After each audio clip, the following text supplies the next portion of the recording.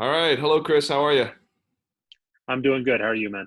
I'm good, man. Just a brief introduction. I'm Dr. St. George. I'm an emergency physician here in New York City, and I'm with one of my really good friends, Chris Root. Chris, tell us who you are. I am a paramedic here in New York City, working in the 911 system and doing critical care interfacility transports. And I am a recent medical school graduate as of 48 hours ago, soon to be an emergency medicine intern. I know that's so incredible. And Congratulations, Chris. I can't tell you thanks so how much, happy I am man. for you. It fills I my really heart with appreciate joy every time I hear it. it. I'll just add that you also have been teaching for many years now at my course, the airway course, the protected airway course, and you've been spearheading the situationally difficult airway program, the curriculum. That's been fantastic, and I have a feeling that some of what we've learned here is going to show up in the situationally difficult airway course content very soon. What do you think? Yeah, absolutely. I mean, COVID-19 has changed the game in so many aspects of clinical care, and airway is certainly chief among them. And Yep. we've been thinking a lot about airway management during COVID, and we've learned a lot in just our early experiences over the past month, both in hospital and pre-hospital. And yeah, looking forward to talking with you about it and kind of reflecting on some of the lessons learned so far. Yeah, I mean, I've been doing this for a while now, and I've worked in big urban, academic medical centers and rural and community hospitals, and done disaster relief. And I've never experienced anything quite like this here in New York. So it's been Yeah. a real game changer, as you said, and and an incredible sort of just overwhelming experience sometimes. But I guess that's where I want to start. Let's talk about Yeah. the experience. I think it's really important for all of us in the system to understand what each of us is going through, and I think it brings us closer together. So I think the best place to start is to really talk about what you and your colleagues have been experiencing. Yeah, absolutely. It's I started working in EMS in 2007, and this is like nothing I've ever experienced before. I've been working during the response to natural disasters like Hurricane Sandy and blizzards and things like that, but just the unrelenting volume of calls has been insane. For 3 days in a row, we in late March, early April, we did more than 7,000 calls a day in the New York Wow. City 911 Yeah. system. On an average day, we typically do like 3,500 to 4,000. So real huge increases in call volume. Uh, a week ago, we were doing 8 times the number of cardiac arrests on a daily basis compared to the same 7-day period the year prior. So we're doing a lot more calls. The acuity of those calls is so much higher. Just you have crews that are going from spending 8 hours just going from cardiac arrest to cardiac arrest to cardiac arrest. Yeah. And it's absolutely unrelenting and draining.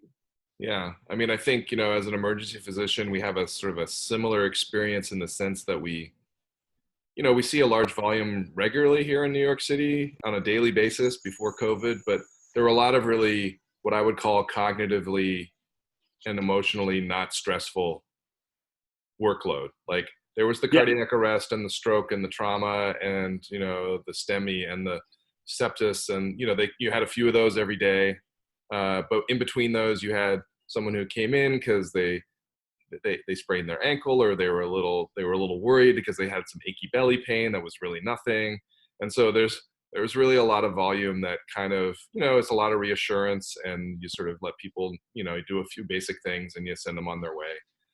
And so it gives you kind of a break, but I haven't really experienced a break. And it sounds like, with the level of acuity, you're experiencing the same thing, where every call is just so much more physically and emotionally draining. Talk about that experience. Like, what are you seeing? What like when you go into a typical COVID uh, uh, call? What is it like? so It's, I mean, if you've worked in EMS or any kind of acute care setting, you've probably seen respiratory failure before at some point. But again, you're just walking into patients' homes and seeing them on this spectrum of respiratory failure with vital signs like you've never seen before. Walking into people's homes and having patients who are ambulatory, not doing well, but also conscious and ANO3, coughing a little bit with room air saturations in the 70s. Patients who are really struggling but awake and talking to you with a pleth in the 50s. It's Right. just mind-boggling, the physiology of this disease. And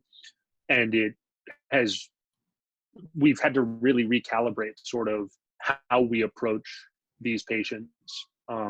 I've always, as you know, been an advocate for really aggressive pre-hospital care and, bringing the full spectrum of what we are credentialed and qualified and trained to provide to the patient in the field.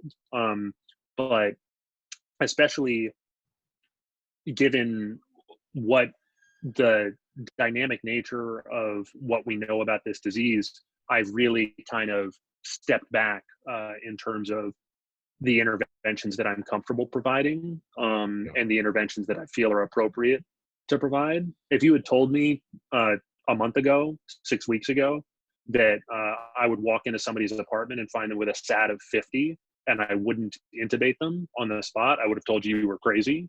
But now this is the type of thing and now both for the safety of the providers and potentially for the long-term benefit of the patients, that is intubating these patients immediately and aggressively in the pre-hospital setting probably isn't the prudent move.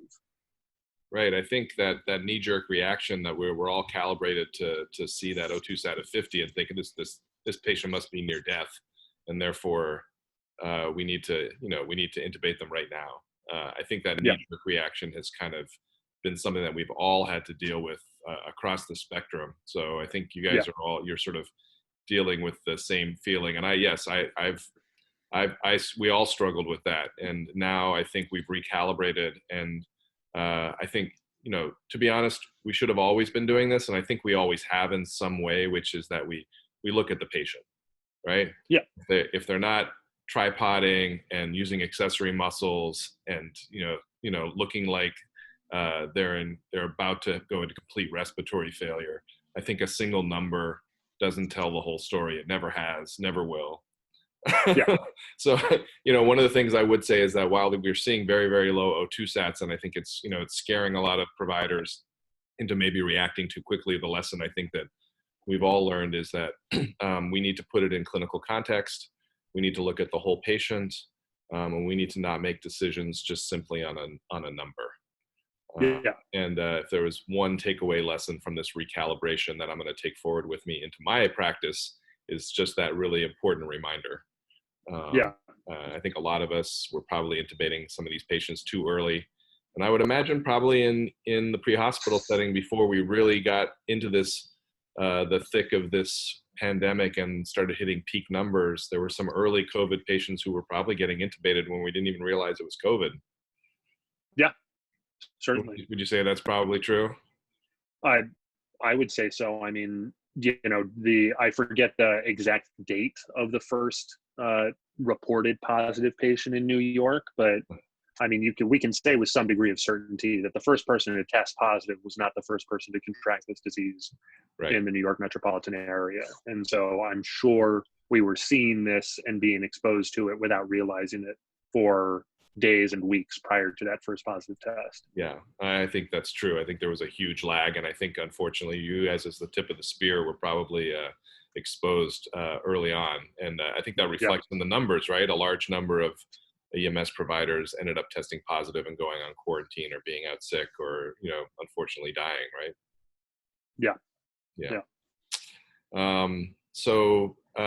Just so now that you've talked about the recalibration and the low O2 sats, so describe to me a little bit, like you go into an apartment and you have someone in respiratory distress with likely COVID.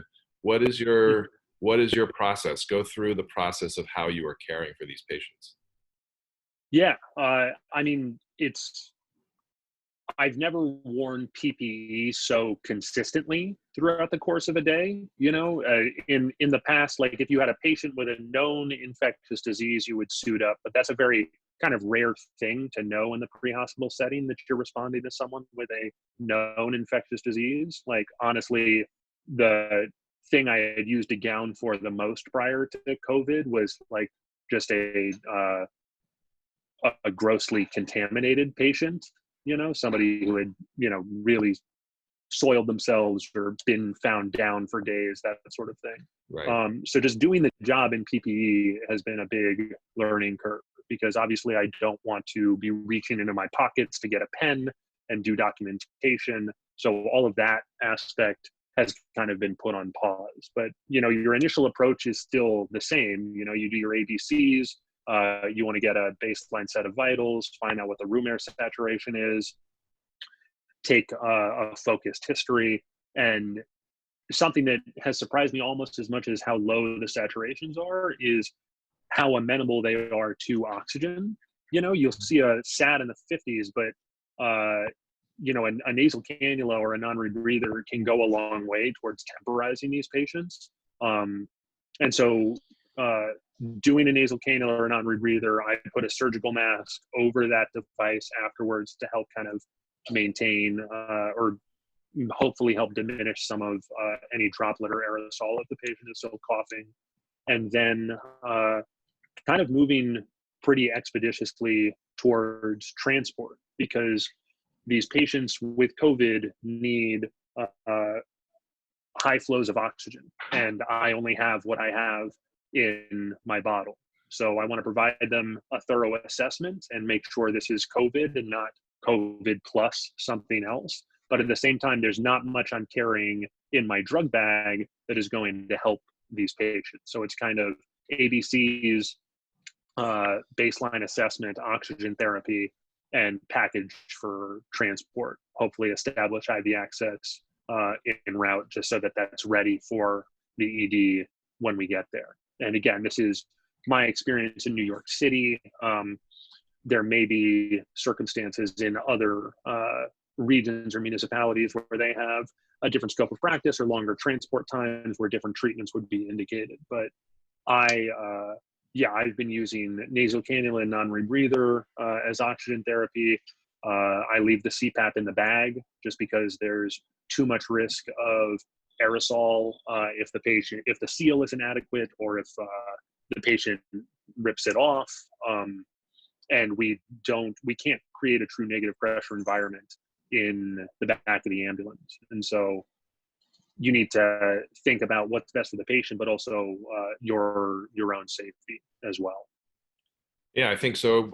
Are there any other tips or tricks? I mean, I know in the emergency department, we are trying to minimize the amount of flow through nasal cannulas, keeping the flow in nasal cannula to 5 liters, and in non-rebreathers, trying to keep it, no higher than 10, and understanding that if we're forced to go higher, that we are, increasing the likelihood of aerosolizing the virus. And, our rooms in the emergency department are pretty small, but they're not as small as the back of a bus. Right. And so that's, part of the process is really just understanding that you're in a non-ventilated kind of space, very confined space, with a person coughing and tachypnic with oxygen flow. So do you guys have any guidelines for how you ramp up the oxygen supplementation to protect yourselves? There's nothing formal. I mean, the thing that's important to remember, and the thing that I have had to kind of grow to accept and become comfortable with, is your first line of defense is your own PPE, right? So by wearing the appropriate PPE, an N95 mask, I wear an N95 mask for all patient contact, because especially with the nature of our job, you don't know what intervention you're going to have to provide when you walk into someone's apartment. Mm-hmm. So I am making all patient contact with full PPE on, because there's no time to step out and then switch from a surgical mask to an N95. So N95, full face shield, gown, and double gloves. And so protect yourself first and foremost, and then do whatever you can to mitigate any additional aerosol. Because an N95 worn appropriately and properly fit tested will protect you from airborne transmission or aerosol transmission. So everything you do on top of your own PPE is bonus and additional mitigation. So I will run a nasal cannula up to, I think our dial doesn't have 5 as a stop, so up to 6, and then I'll run a non-rebreather 10. I've gone above 10 with a surgical mask in place, but again, that's because anything above that is entering a situation where I'd have to consider sedating and placing an advanced airway. And given the protocols that we work under in New York City, where I don't have the option to paralyze somebody, the risk of an awake intubation is too great. So I'm comfortable with a higher flow of oxygen because it staves off the potential need for an awake intubation. Yeah, I think that's a really good point, is that if they're oxygen responsive and they're not crashing, that, doing that as an alternative to the risks that you would put yourself in to intubate a patient in these specific scenarios. And I really like the point too about wearing full PPE, including the N95 mask and the face shield and the gown and double gloves for every single call. We learned in the emergency department that, at the peak of this, it didn't matter what the chief complaint was, it ended up being COVID. Yep. You had a fall and you broke your hip. Guess what? You fell because you were weak, because you were dehydrated, because you had COVID. You had Yep. you had abdominal pain and diarrhea. It wasn't from the chicken you ate last night. It was from COVID. Yep. And so people were getting sick because we weren't wearing it 100% of the time. And just turn, and then, also I think with the information that's going around now about asymptomatic carriers, how are you guys as team members dealing with the fact that the person sitting next to you could be an asymptomatic person? Are you still wearing PPE when you guys are driving around? Yeah, so in New York City, we don't respond out of station houses. We are posted in the ambulance for 8 to 16 hours at a time. So yeah, you spend your day taking care of COVID patients, and in the downtime in between, you're sitting next to a stranger who also spends their day taking care of COVID patients. So it's as much hand hygiene as you possibly can. We don't have a sink in the ambulance, so we burn through a lot of hand sanitizer. Yeah. Wiping down the surfaces at the start of the tour and trying to maintain a clean environment on my side. We use a lot of purple wipes. And then I wear a surgical mask for the entirety of the shift whenever I'm in proximity to another person, which is because I could be an asymptomatic carrier and my partner could also be an asymptomatic carrier. And and I don't eat food or drink anything in the front of the ambulance anymore. So if I want to, which is really frustrating because I end most of my shifts pretty dehydrated now. But yeah, if I'm going to eat a sandwich or have some coffee, I'll go sit outside on a bench. But yeah, I mean, something that's really interesting that's come out is that New York City firefighters have a higher percentage of confirmed COVID cases than New York City EMTs and paramedics. And even though New York City firefighters are being held back from the majority of COVID positive responses. And so given the levels of exposure between those two emergency services, you have to infer that that has to be spread within the firehouses because they're living communally, touching communal surfaces, all within close proximity to each other. Because if their exposure from patient contact is lower, the spread has to be coming from elsewhere. So a good point for anyone working in EMS and also just in the hospital is that you need to remember that just because we cannot follow social distancing rules because of the nature of our work, that doesn't mean that we are somehow immune. And we are likely at higher risk because the people we are in close contact with are taking care of COVID patients all day long. Right. I think that's a lesson that's dawning on all of us. I think across the spectrum is that, when we're vigilant, that PPE works. If you have the right PPE and you're donning and doffing it appropriately and doing hand washing appropriately before and after taking off and putting on and taking off your PPE, you're probably fairly protected. But the vigilance sort of stops sometimes when after you think, oh, well, I'm not in the space of a patient who has COVID or Yeah. suspected COVID, so therefore I can sort of let down my guard. And I think what we're all discovering in our own way is that that's actually not true. And that, I would say probably for EMS providers listening out there that, you have to maintain as much social distancing as possible with your partners, and using the purple wipes and disinfectants in the bus, and just all those other things that in your downtimes and in between calls and other things that are probably as likely, if not more likely, to protect you from, from contracting COVID as it is just seeing patients when you are being highly vigilant. And that's really dropped our rate of provider infection when we started sort of doing that. Yeah. So let's talk a little bit about protocols. So Yeah. Cardiac arrest, big one. Mm-hmm. So tell me, Yeah. what's changed? What's changed for you guys? So something that was a pretty substantive change for the way we do things in New York that brings us in line with other regions of the country that have been employing evidence-based practice for a long time now is that now it is much less likely. It is actually outright prohibited, barring some extraordinary circumstances, to transport a patient in cardiac arrest. So from your experience in the emergency room that it was relatively common for EMS to be transporting patients to the hospital who had not yet achieved return to spontaneous circulation, for the medics to be rolling into the trauma bay with somebody trying to give CPR on a moving ambulance stretcher. So we've moved away from transporting patients who don't attain ROSC on scene. And within the 911 system, there is now a protocol for standing order termination of resuscitation after 20 minutes of resuscitation if the patient has not yet achieved ROSC. So in the past, any termination with resuscitation in progress required real-time physician contact. But now, if you've administered care for 20 minutes and there's no ROSC, then that is adequate for the paramedic to terminate and pronounce. Yeah, I think it's definitely been a huge change across the system here in New York, and I think probably makes a lot of sense given the poor prognosis and the likelihood of how high risk this procedure is for providers.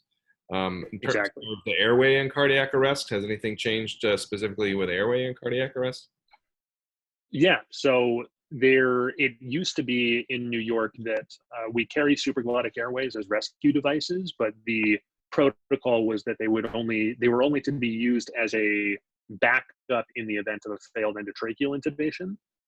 Now, there was a recent change that it is at the discretion of the provider, on the authority of their services medical director, to either go for an endotracheal intubation or place a supraglottic airway as their initial approach, which I think is a really positive change because levels of comfort with intubation vary widely across the system. A provider might only intubate a handful of times a year. And even though in New York City we have incredibly high call volumes, before COVID, the acuity was actually relatively dispersed. We have a really large number of paramedics in the system proportionally. And so the average paramedic might not be intubating that frequently. So I think giving providers the choice to decide whether or not they are comfortable going for an intubation versus placing a supraglottic device is a really strong choice that will help keep providers safe. Yeah, I think, the question of supraglottic airway versus a definitive airway in COVID, and what the risks and benefits and where it should be done are, of course, something that I think will be talked about a lot for a while to come. But I think extrapolating from our experience in the emergency department, where we have a very specific protocol where we're keeping everything that we don't need out of a room, and we're performing RSI on all of these patients to reduce risk of gagging and coughing and exposing and contaminating everybody in the room, and using video laryngoscopy to keep people's faces away from the oropharynx, and a lot of the other things that we're doing, I think argue strongly that, that maybe intubating for these in a pandemic in this specific situation should really be done in a very as controlled a setting as possible for both patient and provider safety. But Absolutely. I don't know where that will all fall out eventually, but it's interesting to see how people are thinking about it. Yeah. The pre-hospital environment by its nature is obviously uncontrolled, but through a systemic approach, I feel like you can take steps towards increasing the safety incrementally. So again, like your first line of defense is the PPE that you wear, but my approach to cardiac arrest has changed in a couple ways as well. Not it's tragic, a travesty, but not all services in the city, we have kind of a mishmash of services that respond in the 911 system, and not all of them have HEPA filters for their BDM. So most of the time, a fire department, fire engine, or another service's ambulance will be first on scene to a cardiac arrest, and they'll be ventilating without a HEPA filter in place. So I am in full PPE before I walk into the scene, and then as soon as I walk into the room, the first thing I look at is the BDM. And if there's no HEPA filter, before I, start to assume care or start to take a handoff from anybody, I walk to the head and just tell the person who's bagging the patient, I'm just going to put this in place. You can keep doing what you're doing. So that a HEPA filter is put in as soon as I assume care. And then, as we know, kind of airway has been de-emphasized in cardiac arrest, and you and I have talked a lot about the fact that there's good data to show that outcomes with supraglottics versus endotracheal intubation versus nothing at all are basically, airway is rarely the definitive cause of cardiac arrest, and often it's given too much emphasis in routine care. But during COVID, for both provider safety and the likely physiology of what's causing these patients to arrest, I've reprioritized airway management. So as soon as after I do that initial HEPA filter placement with a BVM, and I've taken the handoff and we put the patient on our monitor and assess the rhythm, I proceed really quickly to airway management, whether that be an endotracheal tube or a supraglottic airway. But once because I will feel much safer being in the room and providing care with my team once we have a definitive airway established with a HEPA filter in line. Because that is, even though the room is covered in coronavirus, the source, the active invisible geyser of coronavirus is coming out of that patient's trachea. So if I can put a tube in there and create a closed circuit that's going through a HEPA filter, again, that's another way to minimize your risk. Yeah, I think that makes a lot of sense. I think, it's very reasonable in these patients to think that some sort of hypoxic respiratory failure caused them to go into cardiac arrest. And so therefore switching back to an airway first approach makes a lot of sense to me, and for safety reasons as well as for patient care. Yeah, I agree with that 100%. And I agree, we hadn't brought up the HEPA filters, but I think there's that should be standard on all buses. If you're listening to this and you are a volunteer EMS provider and you don't have HEPA filters and you're taking care of these patients, you need to get them. I think talk to your management, talk to your medical director, but it is something that is so much in EMS is often overlooked. But this is something that you really should have anytime you're providing any kind of ventilatory assistance. There should be a HEPA filter in place. Yeah, I think that's absolutely right. I think the surgical mask over the non-rebreathers to cover the exhaust ports on them and help prevent with some of the aerosolization is another really important point. I think, any other changes in terms of equipment or care that you have seen that's dramatically altered since the COVID pandemic started here in New York? Not a dramatic alteration, and something that was often part of my practice before, but especially doing interfacility ICU transfers. the handoff from either the EMS bag valve mask or the EMS ventilator to the hospital ventilatory equipment just needs to be very deliberate and very coordinated. You know what you have put on the patient, you know where your HEPA filter is and what attachments fit onto it.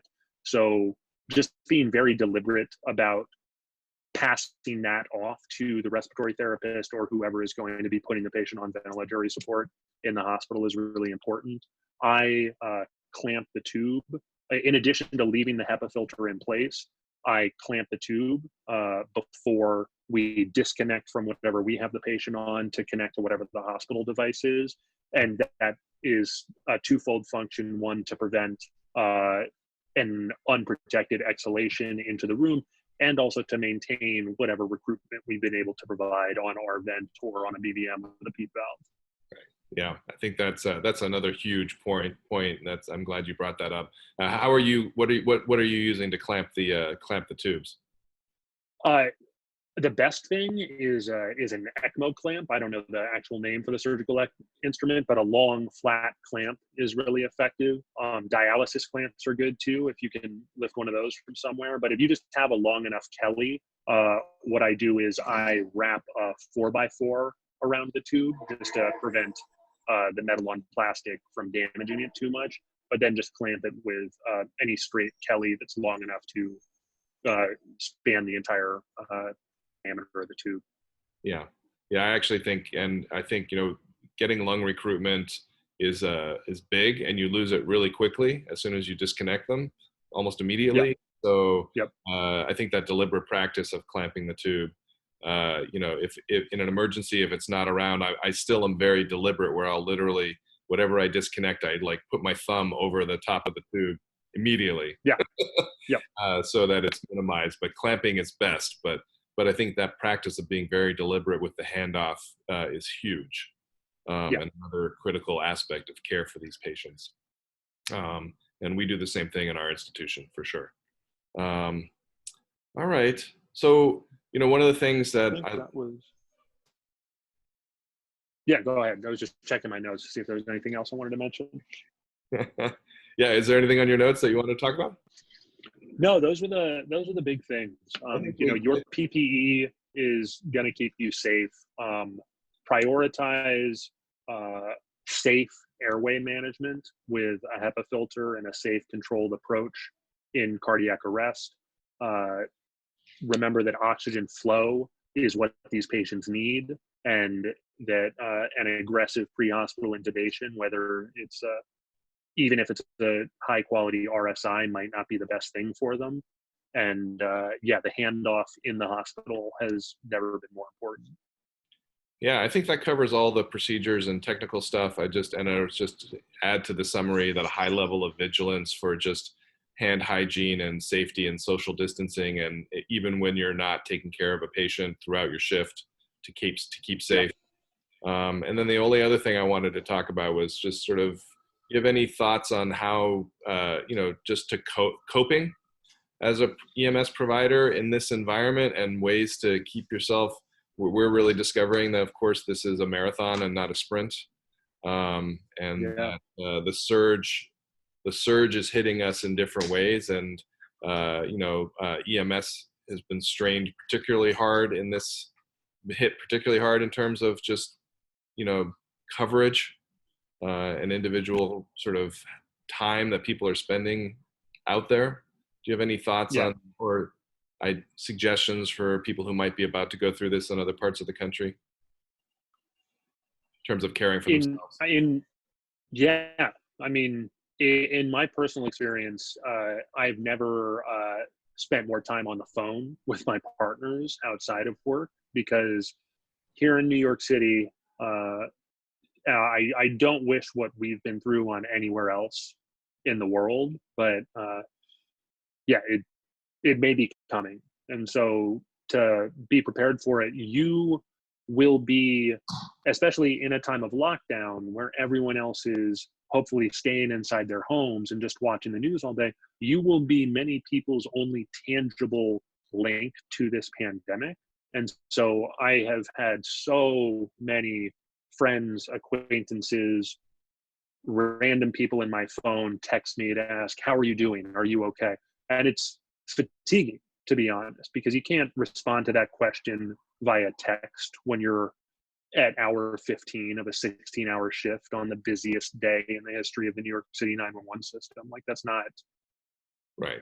that's just not even something you can process. But so I've spent a lot of time talking to my coworkers kind of outside, just debriefing about, you know, this is what happened on my shift in Manhattan last night. What was your shift in Brooklyn like? And talking about the shared experience and best practices for keeping yourself safe, because you need to debrief with people who get it, with people who know who know what the lay of the land is and who are going through what you're going through.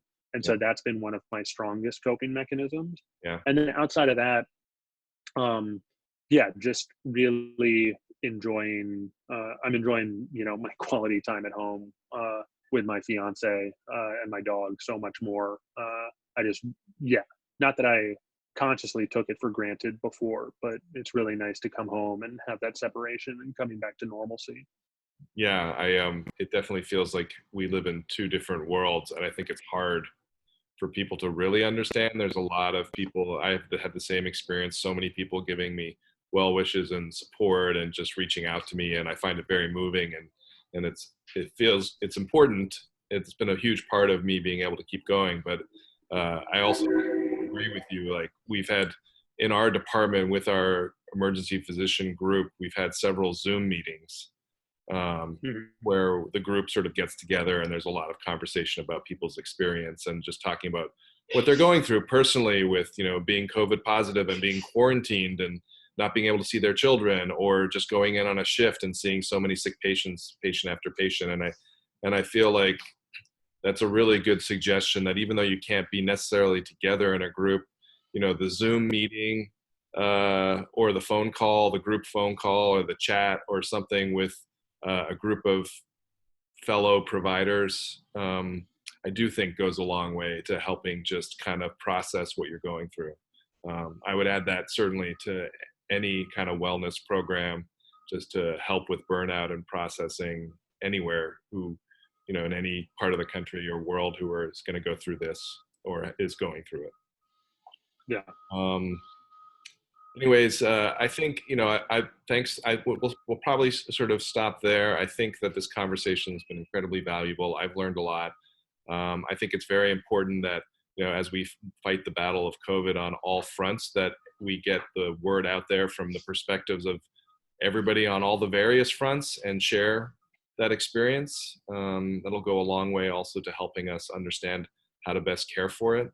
My only final question is, do you have any lessons that you think you're going to take forward from this into, your new role as an emergency medicine resident and into your practice going forward? Even though it's been a truly insane time to be at work, I am grateful for the experience in taking care of these patients, because again, I hope that we're able to flatten the curve, but I've seen more COVID patients in the last 6 weeks than, many providers in other parts of the country will have or will see over the course of this pandemic, knock on wood. And so I'm grateful that I've seen this physiology firsthand and know kind of what to expect and how to recognize this. I think one thing that has changed for me in the pre-hospital setting that is definitely going to affect my practice as a physician is I have started to be, and it's delicate, but I've started to be much more direct on scene, asking about code status of patients and of their loved ones, because many of the patients that we see are very far along in this disease process and very old and frail at baseline. And as we know, advanced care planning conversations don't happen anywhere near often enough. But so something that I have been doing with really sick, really frail patients is explaining to the family members, your loved one is very ill. they likely have the coronavirus. Uh, there is a good chance that their care may involve a breathing tube and a ventilator machine. Is that something that they would want, knowing that it will be uncomfortable and it might not make them better? And very rarely do people have an answer to that question in the moment. And so the next step is to say, I need you to think about that, because a doctor is going to be calling you from the hospital within the next 30 minutes to have this conversation with you. And so I need you to think about what it is that your loved one would want if they were very ill and the only treatments we could offer them may not make them better. Yeah, I think, all right, that's a great place to end this conversation. I feel like one of the things that the coronavirus has exposed is our real lack of preparation for people's preparing us as providers, preparing people for advanced directives and end of life care and palliative care decision making.